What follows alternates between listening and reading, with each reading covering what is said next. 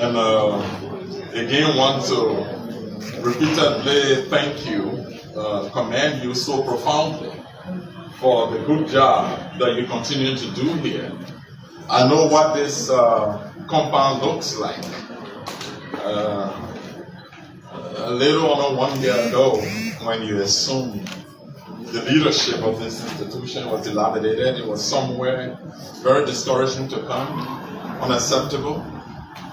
But you've been able to transform it significantly, and it's not just the Ministry of Information, it's about government entities as well across the country that are being vigorously renovated, rehabilitated, modernized, and equipped to enhance our work and the work of the government.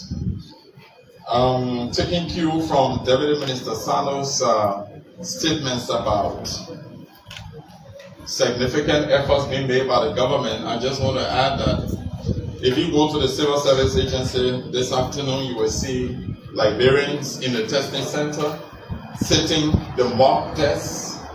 The mock trial test has been going on since the 5th of May, and the CSA is doing this to test the efficiency of the modern computer-based testing system, which will be going live in June.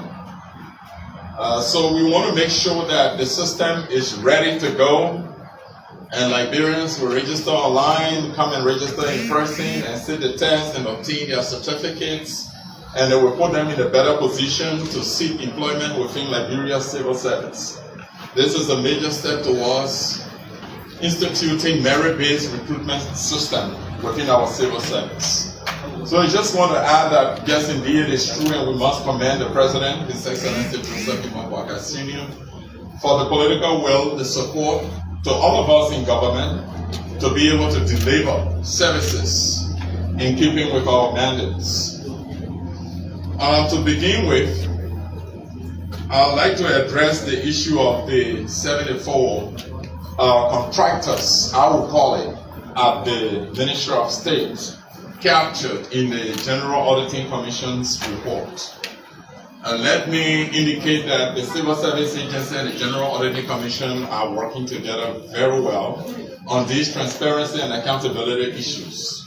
When I appeared here a number of times last year, I told you and the public that many of the actions were taken to remove fictitious names from the payroll, ghost names from the payroll, some of them living ghosts, were possible because of the audit, the National Payroll Personnel Audit that was conducted by the GSC, and the reports that were never implemented by the previous administration. When we took over, we worked with the GSC to initiate the implementation of the recommendations, which serve our country very well, very, very well. But here's the thing about the current revelation. There are political offices in this country, when assumed by people, when they are leaving, their employees are supposed to leave along with them. We have a precedent in the legislature. Senators and representatives, when they come on with their personal staff who are not civil servants. The civil servants are direct government employees in the central administrations of the Senate and the House. That's why the CSA is fully protective of those employees, because those are the people who stay there and perform professional services to the government. But those who are employed with representatives and senators, they come with the politicians, and when the politicians are leaving, they go. So what the CSA is doing is drafting a policy that will be endorsed so that people who are employed in the offices of the President of the Republic, domestic staff, those in the Vice President's office, those in the Speaker's office, in the office of the President pro tempore, when any of those people are going, they all must go. They must not stay. The reason is simple.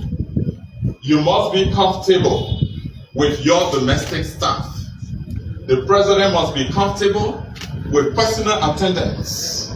The president must be comfortable with chefs. They are cook. The president must be comfortable with people who work for them at home. The vice president, the president pro tempore, the speaker, they must. So the CSA is reforming that aspect by instituting a policy that will be endorsed so that Mr. or Madam President, when you are leaving, your entire domestic staff will go.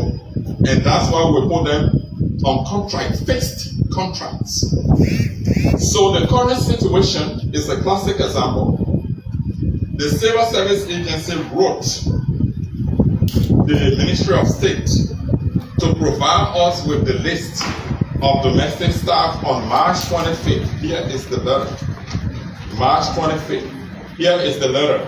Received on the 26th. Everything is here. We wrote the ministry to furnish us with the comprehensive listing of all domestic staff of the president. And we had a meeting with the ministry and said that they will have to enter into fixed contracts because when President Josaiah is leaving, all those domestic staff members will leave. When President Josaiah is re-elected, if at all he runs, they will stay. When he is leaving, they will all go. When new president is coming, Mr. or Madam President, they will come with their domestic staff with whom they will be comfortable with. But here's what's going to happen. The domestic staff is integrated into the centralized payroll system, even though they have contracts, fixed contracts, so that we pay them directly through the centralized payroll. There will be no separate payroll that you call supplementary payroll because the Civil Service Agency is clearing all supplementary payrolls. We came here and we announced that to the public when we did the investigation at the House of Representatives. We submitted our analysis on the supplementary payroll. Before terminating that payroll, we announced that every government entity, we are on record for that is operating supplementary payroll must engage with the CSA to abolish the supplementary payroll. It was in that spirit that the Ministry of State invited us in March, and we had a meeting about their contractors' payroll constituting the domestic staff of the president. After that meeting, the CSA wrote the ministry requesting the ministry to submit the comprehensive listing of all those on the contractors' payroll. When we submitted this letter, here is the letter signed by the Minister of State for presidential effect, responding, submitting everything that we requested for, the contracts, the contractors' payrolls. We deploy our analysts to analyze the payroll and to integrate the payroll into the Ministry of State's payroll that is managed by the Civil Service Agency. So these people are not going to be paid on a separate payroll called supplementary payroll. They'll be paid directly through the government collapsed centralized payroll. I intentionally use the word collapsed in keeping with the 2019 Remuneration and Standardization Act, which collapsed all remuneration, wages, and payrolls into one government centralized payroll. Any other payments that are supposed to be done outside of the government centralized payroll must be done through the established national policy guidelines system, which was instituted last year when the government took over. So I just wanted to clarify that the Ministry of State is not doing anything wrong. I know that the audit preceded the time that we started the conversation in March, meaning that the audit was ongoing. But in March, we engaged the ministry and we started the documents are here. They submitted the listings of all of them. Beyond the listing, we also have the payroll. The payroll is right there with him. We also have the payroll of these people, which we integrated into the Ministry of State payroll so that you don't have the contractor's payroll different from the ministry's payroll. So what separates those domestic staff from the civil servants of the ministry is their contracts, so that at the end of their services, they can leave along with their boss. And when the policy is instituted, the policy is going to cover employees in the Vice President's office, in the Speaker's office, in the President Pro Tempore office, in the President's office, and the judiciary, the associate justices, their personal staff, once endorsed by the government. This is going to be a one government policy. Once endorsed by the government, they also, when they are leaving, their staff will leave along with them. Because those coming, the Chief Justice, the Associate Justices, they will also come with their domestic staff that they are comfortable with. So the CSA is instituting a policy to address that. I just thought to provide a clarification before I proceed with other matters for which I'm here today. Right. So you've been hearing in the news of late that Josiah Joekai Jr., the Director General of the Civil Service Agency and Honorable Augustine Koffa of the Ministry of Finance and Development Planning have stolen $43 million. The first 2 weeks they started their diabolical campaign. They put the number to $43 million. And then after 2 weeks, they increased it by $5 million, so it's $48 million. But today we have come to address this issue. The first thing I will tell you is that in 2024, I showed you this the last time. In 2024, we publish our professionally acclaimed annual report.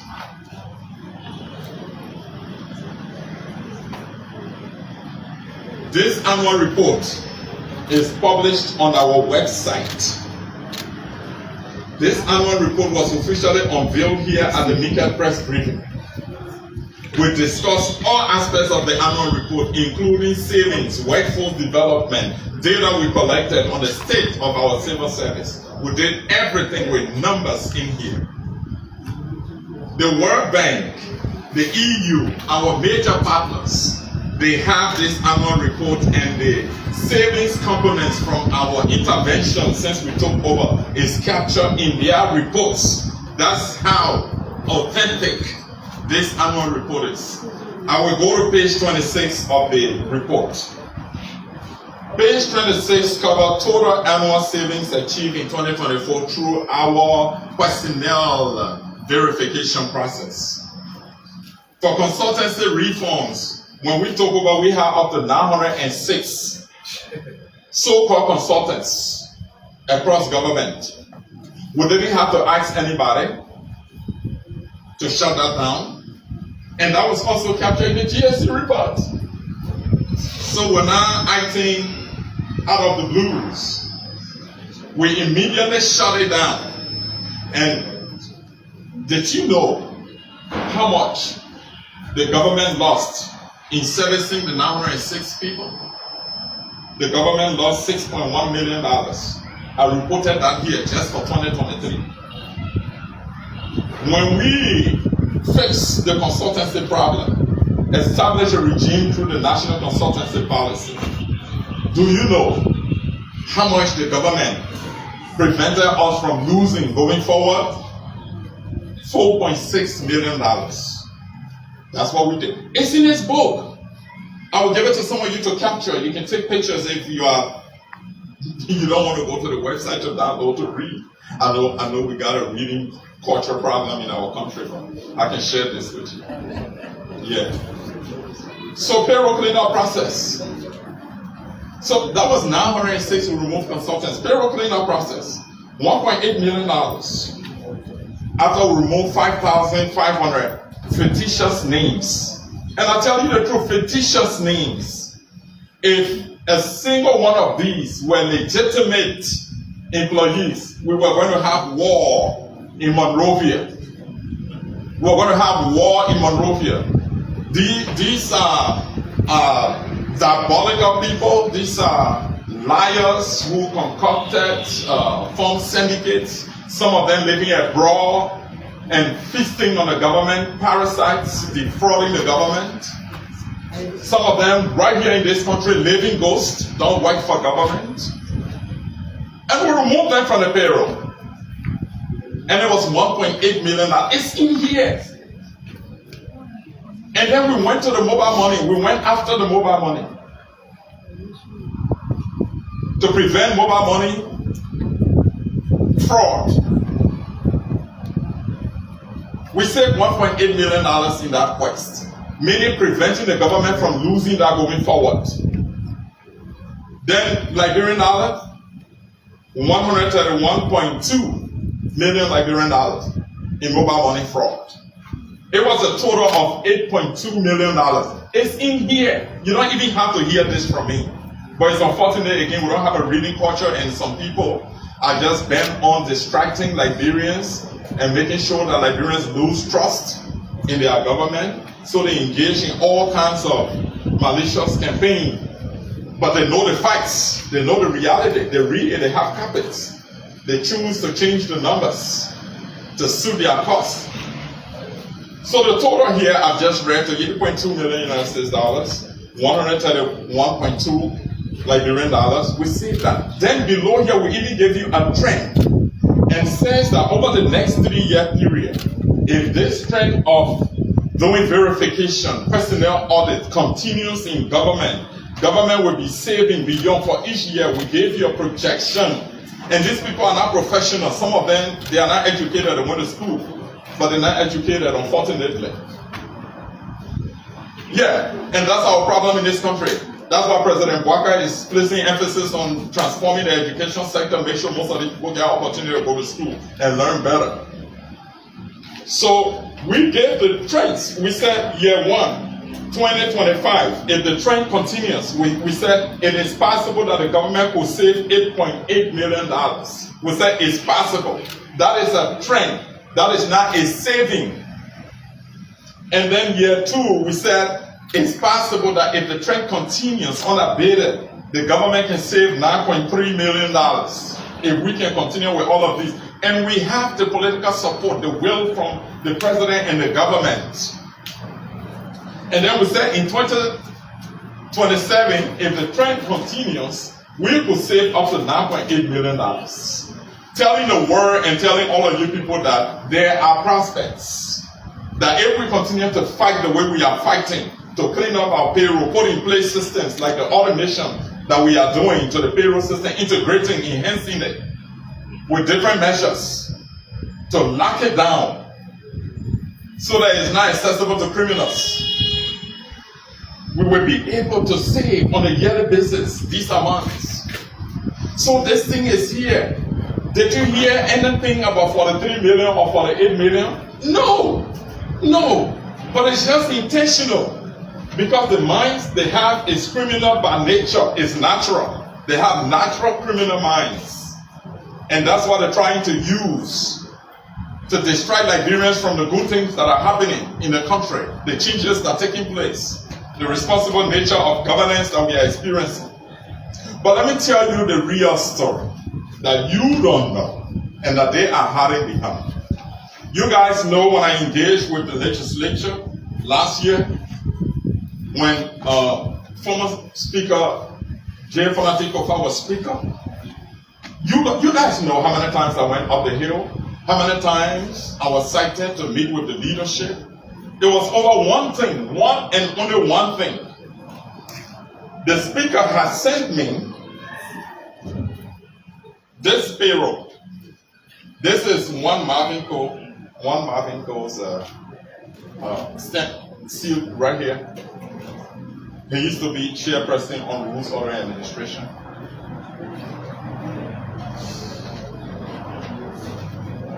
Below here, I will not allow you to take the picture of the names because we got some decent Liberians on this payroll. We got some decent Liberians. They are not all criminally placed on this. Some decent Liberians. But I will show you something below here. You see signatures. You see seals and stamps. This one here is the former HR signature and his stamp. This one in the middle is Cole, Marvin Cole's signature. I'm saying Marvin Cole because for me, I reserve honorable and Mr. titles for people who deserve it. Yes. And here is his name, his signature, and his stamp. Here is Speaker Koffa's signature, name, and seal. This is the payroll that the office of the Speaker submitted to me in July of last year with a dollar value of $327,000, asking me, the Director General of the Civil Service Agency, to approve. My initial reaction to the Speaker was that this did not go through the established CSA protocols, because CSA has in his purview the central administrations of the Senate and the House. So I rejected the approval. I never approved this payroll. And the reason is that this payroll had a variance of $43,000. Keep that in mind in relation to the so-called criminal and malicious attack. It had a variance of what? $43,000. Why the variance? Because the original payroll that the CSA was approving on the monthly business was $284,000. That's a legit payroll dollar value that I was approving on the monthly basis for the central administration. The Speaker and his team went ahead and increased it from 284 to 327 and demanded that I approve the new payroll, which I rejected. Therefore, the 3,000 was the one the Speaker and his team was trying to use to employ all these people you're talking about carrying out campaigns across the country. They are the ones on the payroll who were supposed to be receiving the difference for the $3,000. They were supposed to be receiving that money not as employees, but just as individuals at their whims and caprices that they can use anytime. Thank you. This is complete payroll fraud scheme that was in place that we busted. But let me tell you, maybe you stay doubting. The Speaker and his team got so angry, they got so mad at me and cited me to a leadership meeting. When I was going to that leadership meeting, I prepared a full text and I asked the Ministry of Justice authorities to accompany me to that meeting. The Solicitor General accompanied me to that meeting with lawyers of the Ministry of Justice. I prepared a full text because I knew that this day would come. I knew that today was going to come. So I did not just go to extemporaneously respond to why I rejected, why I refused to approve this payroll. So I prepared this text and I read this text to the Speaker and the entire leadership of the House. I read it to them. It's not new. Today I've come here with copies of this text. They are up there for you, the media people. You will take it, you will go and discuss it, because it's public document, and the document is at the legislature. It was officially submitted by the Civil Service Agency. So now I told you to keep in mind the 43,000, right? I told you to keep in mind because it is that 43,000, and you know 1,000 is represented by K, right? So they only went and removed the K and put M. That's what they did criminally, and say that Minister Gafwan, a decent man, Josiah F Joekai, a decent man, got together and ate 43 million. But they even forgot to know the magnitude of 43 million. 43 million in this economy. 43 million in this economy at this time. And then they said, okay. They went back to their own drawing board and said, but let's increase it by 5, and they pushed it to 48 million. And came and designing all kinds of stuff, and they're on social media. We're not running, like the president said, we're not running this government in social media. We're very responsible. We can't be tired. We are held at the highest standard than any government official, any set of government officials in this country, as far as history of governance in our country is concerned. This is the only government that is investigating itself every day. This is the only government that all the officials are subject to investigation from all integrated institutions. Where were they when they themselves were gang raping our economy, our social services, our governance structure, when they broke the political, economic, and social fabric of this country? Where were they? When no one there asked questions, when they ran Liberia as a criminal paradise, when Liberia lost its place within the Community of Nations, when we were not respected and honored by any measure, where were they? But I'll tell you the truth, Liberians, the fact is that so much has been done, and so much has been done under 1 year. And we're not going to 2 years. In less than 2 years, so much has been done. And these guys fear that if we continue this trend, they're not going to have any space in the national discourse. Because most of them, like I said, they went to school, they sat in classrooms, but they never got educated. Unfortunately, they just got out with papers, and we know that. And so they can't go through any competitive process. No, they don't want it. They want us to remain the same. But this country is moving. Liberia is rising. Rising. So I just came to debunk their bold-faced lies and their malicious attack, and to let them know that we are not distracted by those. We are focused, determined, and that's why reform in our civil service is just moving on. It's not stopping, and it's not going to stop. Many of them are scared that we have instituted a testing system and that they're not going to have a time and an opportunity to come around the civil service. And that's the goal, to make the civil service less attractive for job seekers. And that's the reason why the Ministry of Labor and I have started to talk and work together about reviewing, through the President's mandate. The Minister and I have been having conversations about reviewing work permits issued to foreigners in this country, and how we can revoke those work permits and put Liberians in those jobs and give them thousands of jobs across the country. How we can make the private sector attractive and create jobs at concessions and at businesses, and put Liberians, thousands of jobs that are exclusively set aside for Liberians by law are occupied by foreigners. We know that we can generate resources when we issue work permits for those jobs, but we can even improve the economy when we give Liberian jobs. Those jobs, because when you give one Liberian a job, you are giving a whole family a job. You are lifting a family out of poverty. And they're scared. They're scared. They're afraid that this is exactly what the Liberian people want. So this thing is going to come to you, the media people, take it, discuss it in your talk shows and put it in your newspapers. I don't care. It's a public document. And it's available. It was officially submitted to the legislature. In fact, the Speaker authorized in that meeting with me, the Chief Clerk, to make copies and give it to all the members of the leadership. They all have it. This document in my hands. It's an official document. So I made copies for you, then we give them to you. The other thing I'm going to talk to you about is this thing in my hand, which also I made copies that I'm going to share with you. Is this thing in my hand. This paper is the report from the analysis that the CSA conducted on the House of Representatives supplementary payroll last year. When we conducted the analysis, we came here to MICAT after submitting it formally to the legislature, to the leadership. We submitted this to them.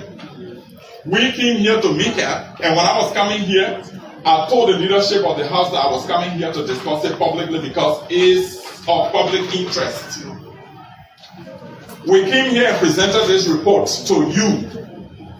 But again, I'm making it available to you for the second time. The service right there, you will get copies. In this report,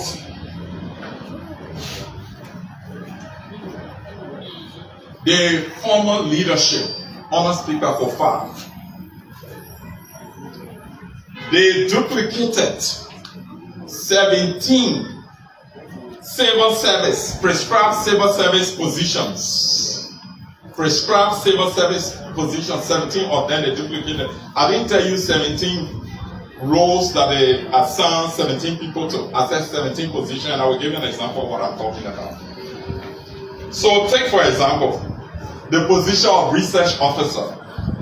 That is the position classified, prescribed by the CSA as a position within the CSA, research officer. I will tell you what it did. They simply went to the central administration payroll and they duplicated research officer 23 times.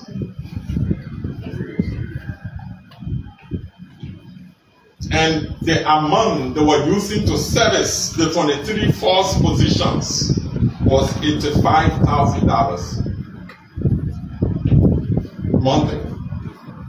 So the 25 research officer positions, they just grab it and put it on one list as a supplementary payroll.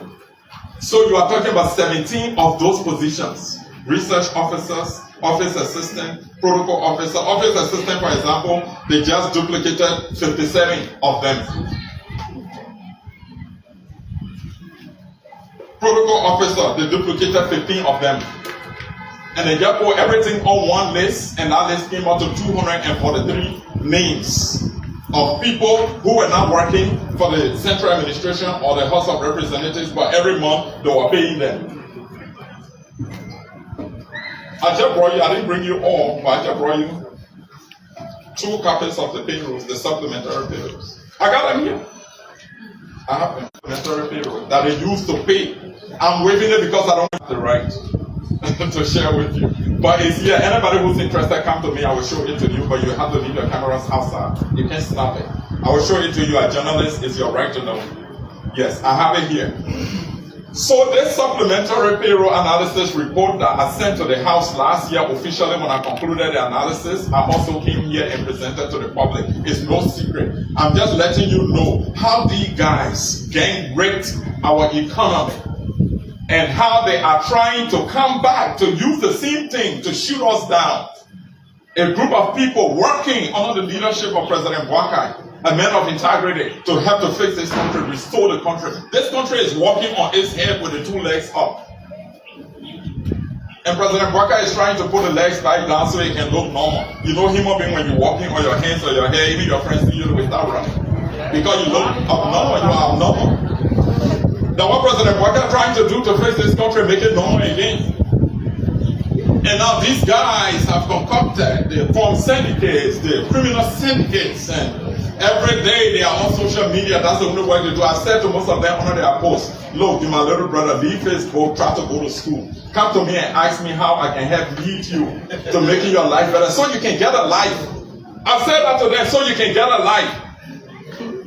And they think that some of us got here, Daniel Sano got here automatically, just out of the blues.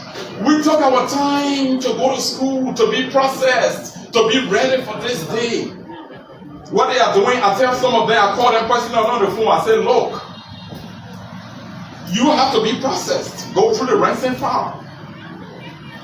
And you're wasting your time. If you count the next 2-3 years you spend on social media without gaining anything that will better position you for service and for your personal development, the development of your family and the country, you'll be wasting your time and you'll be gone. And that's how people become evil and become very envious. So today I've come here to provide this clarification, and I want to say thanks to the ministry for the opportunity, as it has always done. In no way that the decent people in this government, President Josiah has assembled one of the best set of Liberians, best minds, to be able to transform this country and give the people the kind of country that they deserve. The country that we all have at memory.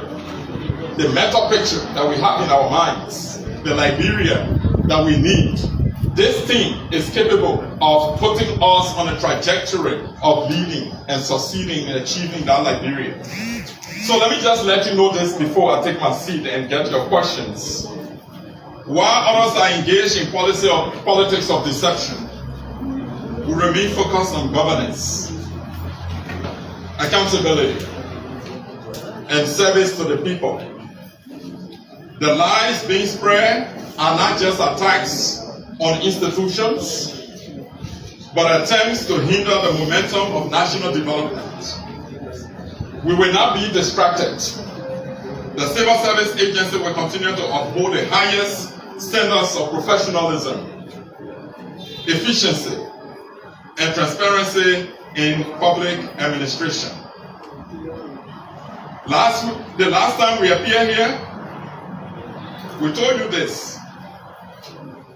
That for the first time we put on the government's national payroll 600 healthcare volunteers. That's now good news for that set of people. Before the end of this quarter, we are putting the remaining 161 on the payroll. As I speak to you, our analysts are working with the folks at the Ministry of Health to do that. We put more than 40 pharmacists on the payroll. We put intern doctors, about 36 of them, on the payroll.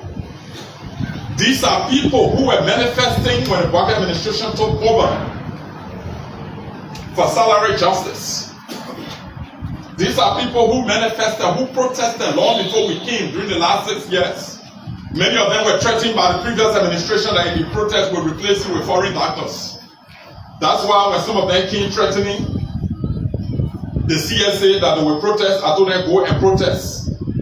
You are being disingenuous because the previous administration threatened you that when you protest, they will replace you with foreign doctors. But this is a responsible government. We have created the opportunity for us to sit and talk through the possibilities of remunerating you, giving you wages, justly for you to perform the services you continue to perform to the people. And we will not back down in this process. Today, where are they? They are on the payroll. Community health workers. When the former vice president stood at the ministerial complex in the ballroom and informed USAID that they were going to transition the 500 plus community health workers that USAID was supporting onto the national payroll. They went 1 year, 2023, not a single one of them got on the payroll. Today, I can proudly tell you that the Ministry of Health is processing 300 personnel action notices of those community health workers to come on the government's payroll. Before the end of the next quarter, we are bringing those people on the payroll. The remaining 200 plus, at the end of the next quarter, we will bring them on the payroll. You know why I'm making this confidently? Because this is a responsible government. We are not in the business of making political statements. We are in the business of working. What we tell you is what we do. It's practical. A lot is being done. A lot. Water and sewer. In LEC, unprecedented supply of water and electricity. When last we had this situation over the last 7 years? It's changing dramatically. Our roles. You know what? We got to professionalize the civil service to support these initiatives because we need professional people to carry out these development efforts, and we will continue to ensure a merit-based process in the civil service to professionalize it, make it productive, so that we can meet our contemporaries' standards. Mr. Acting Minister and my dear friend, Minister Sano, I just want to thank you for the opportunity as usual. And I hope this is good information for you, the media. And I hope you guys are not going to post Spain on this because we want to come back here. Thank you. So his name is Dr. Josiah Joekai. He is the Director General of the Civil Service Agency of Liberia. Thanks so kindly for being there. You join us on next Tuesday for another edition of the MICAT Express Review. My name is Wise William. Thanks so kindly for watching and thanks for being there.